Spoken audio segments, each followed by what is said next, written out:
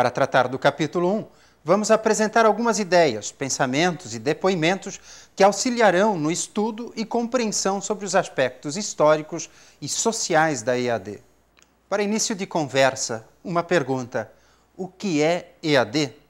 Algumas definições mais comuns afirmam que é um processo de ensino e aprendizagem mediado por tecnologia, ou processo educativo onde professores e alunos estão separados espacial e ou temporalmente. E ainda, aqui eu diria que é uma das definições mais completas, é que é uma forma de estudar de forma colaborativa a partir de recursos de mediação pedagógica e tecnológica. Carlos é tutor presencial, e ao ser perguntado sobre o que pensa a respeito da EAD, faz o seguinte comentário. Porque o que foca mais o ensino à distância? Como o próprio nome fala, à distância, tá?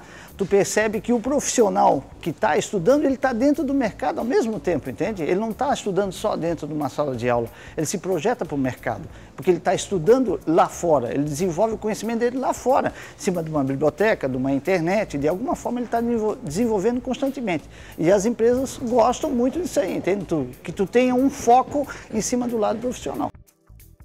Com a opinião de Carlos, podemos refletir sobre o processo de aproximação daquele que estuda com a sua realidade. Nesse sentido, não há e não pode haver distância para o processo educativo. Deve haver aproximação entre teoria e prática, entre educação e vida social. E para pensar com mais profundidade, vejamos o pensamento de John Dewey.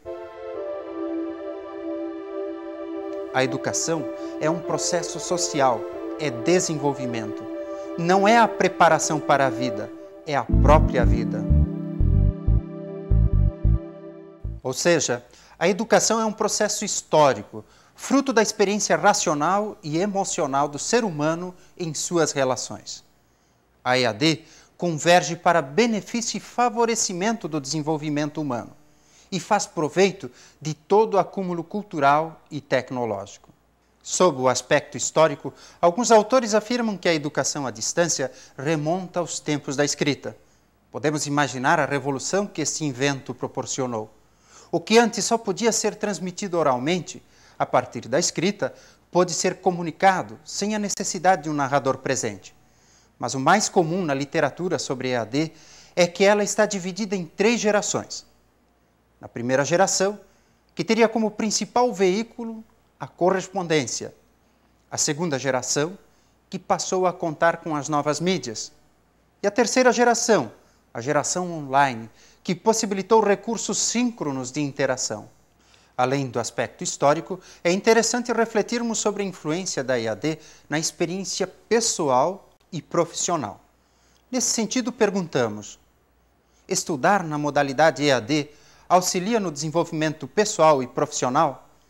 Vejamos como isso se tornou concreto para a Sandra. Se não fosse essa educação à distância, eu também não poderia estar onde eu estou hoje, né?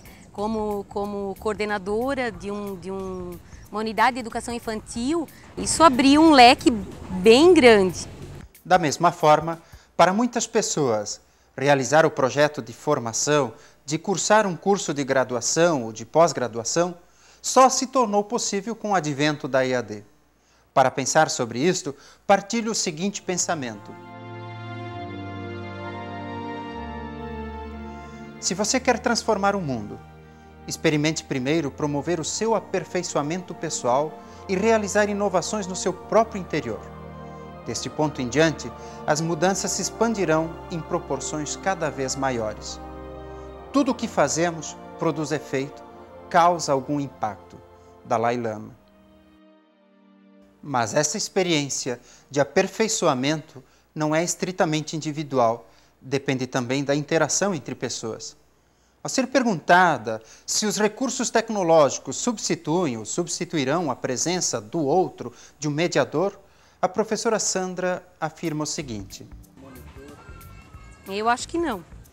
Eu acho que não, porque assim, mesmo a gente tendo todos esses recursos a nosso favor, como a internet, que a gente todos os dias pode ter o acesso, né? mas a gente precisa ter o humano do lado, a gente precisa ter aquele conversar, olhar nos olhos, isso é muito importante, né? Então eu acho que não vai estar substituindo, não.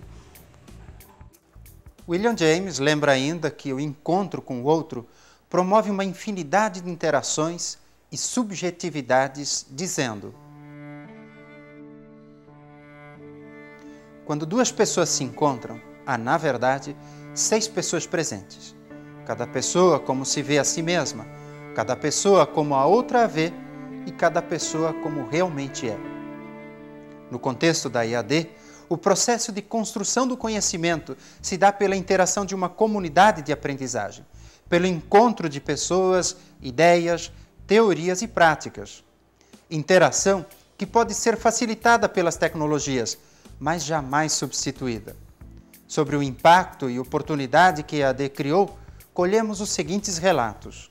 Então, em forma de impactar socialmente e tal, o ensino à distância veio com força total, porque a gente vê o pessoal optando por isso aí. Gente que fazia até ensino presencial, concluiu o ensino presencial, hoje está fazendo o ensino à distância, porque facilitou, entende? É uma forma de se jogar mais cultura dentro da sociedade. Então, assim, ó, se você for olhar para as empresas hoje, né, tem muitos profissionais assim, em termos de fábrica ou de empresa no geral, hoje que tem nível superior. Em função de quê? Em função dessas possibilidades que surgiram.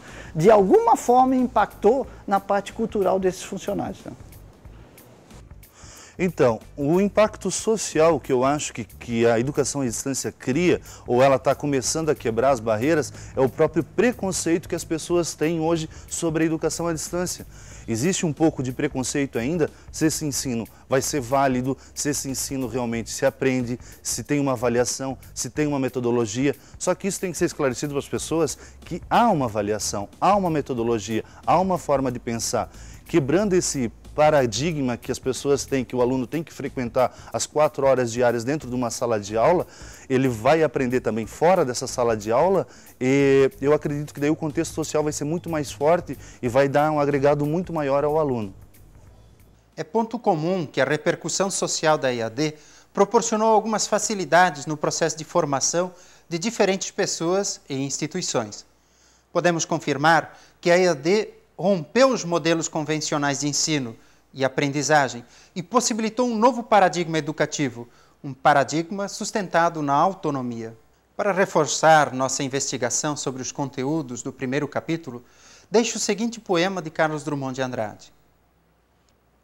Não importa onde você parou, em que momento da vida você cansou, o que importa é que sempre é possível e necessário recomeçar. Recomeçar é dar uma nova chance a si mesmo, é renovar as esperanças na vida e, o mais importante, acreditar em você de novo. Sofreu muito nesse período? Foi aprendizado. Chorou muito? Foi limpeza da alma. Ficou com raiva das pessoas? Foi para perdoá-las um dia. Sentiu-se só por diversas vezes? É porque fechaste a porta até para os anjos. Acreditou em tudo que estava perdido? Era o início de tua melhora. Onde você quer chegar? Ir alto? Sonhe alto. Queira o melhor do melhor. Se pensamos pequeno, coisas pequenas teremos. Mas se desejarmos fortemente o melhor e, principalmente, lutarmos pelo melhor, o melhor vai se instalar em nossa vida. Porque sou do tamanho daquilo que vejo e não do tamanho da minha altura. Para finalizar, desejo que você tenha um ótimo estudo e que a pós-graduação à distância lhe permita o melhor para o seu desenvolvimento pessoal e profissional. Bons estudos e até mais!